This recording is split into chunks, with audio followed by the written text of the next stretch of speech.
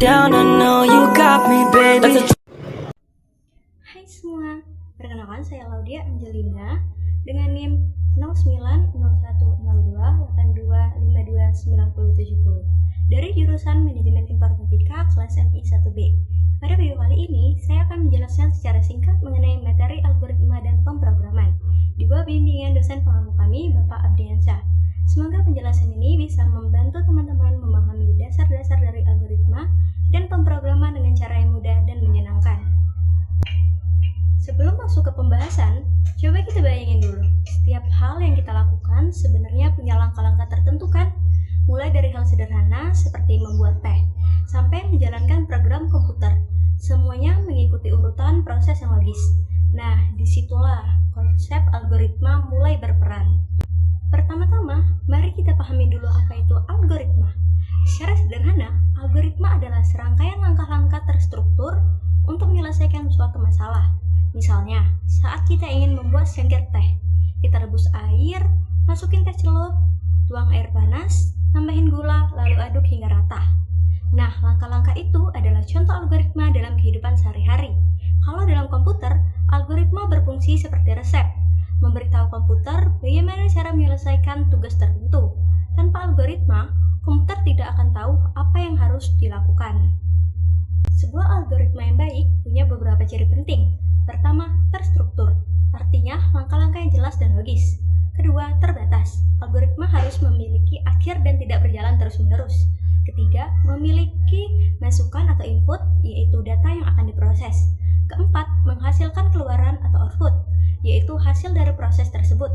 Dan yang terakhir, algoritma harus efektif dan efisien, mampu menyelesaikan masalah dengan benar dan cepat. Kalau kita pikir-pikir, algoritma ini bukan cuma teori komputer aja. Dalam kehidupan sehari-hari pun, kita sering menerapkannya saat memasak, belajar, bahkan saat menentukan prioritas kerja. Tanpa sadar, kita sudah berpikir secara algoritmik. Selanjutnya, kita masuk ke bagian pemrograman. Pemrograman adalah proses menulis dan menyusun kode berdasarkan algoritma tadi, agar komputer bisa menjalankannya. Bahasa pemrograman seperti C++, Python, dan Java digunakan untuk menerjemahkan logika kita menjadi instruksi yang bisa dipahami oleh komputer. Jadi, bisa dibilang algoritma adalah otak logikanya, dan pemrograman adalah bahasa untuk mengeksekusinya. Dalam membuat program, kita juga sering menggunakan flowchart atau bagan lalir. Flowchart membantu kita memvisualisasikan langkah-langkah algoritma dengan simbol tertentu. Simbol oval digunakan untuk mulai dan selesai, persegi panjang untuk proses, belok ketupat untuk keputusan, dan jajar jenjang untuk input atau output. Flowchart ini membantu kita memastikan bahwa setiap langkah dalam program sudah jelas arah dan alurnya. Selain flowchart, ada juga pseudocode. Pseudocode digunakan untuk menulis algoritma dalam bentuk teks yang menyerupai bahasa pemrograman, tapi tetap mudah dibaca. Biasanya digunakan sebelum kita benar-benar menulis kodenya di komputer. Kalau kita lihat dari kehidupan modern sekarang, algoritma sudah menjadi bagian penting di berbagai bidang.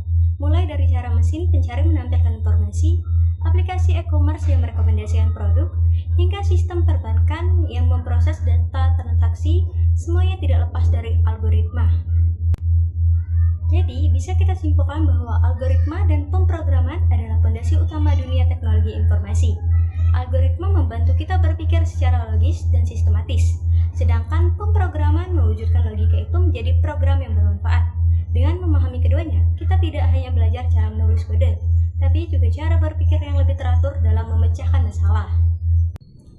Menurut saya pribadi, belajar algoritma membuat kita belajar berpikir sebelum bertindak. Kita belajar bagaimana setiap langkah kecil punya pengaruh besar terhadap hasil akhir. Sama seperti dalam hidup, semua butuh proses dan urutan yang benar. Jadi, ayo kita terus belajar dan mengasah logika berpikir, karena kemampuan ini akan sangat berguna, bukan hanya di dunia pemrograman, tapi juga dalam kehidupan sehari-hari. Semoga penjelasan ini bisa memberi sedikit makna dan semangat untuk terus belajar. Jangan lupa terus berproses, karena setiap logika yang kita pahami hari ini adalah fondasi untuk masa depan yang lebih baik. Sampai jumpa, dan tetap semangat menjadi pembelajar sejati.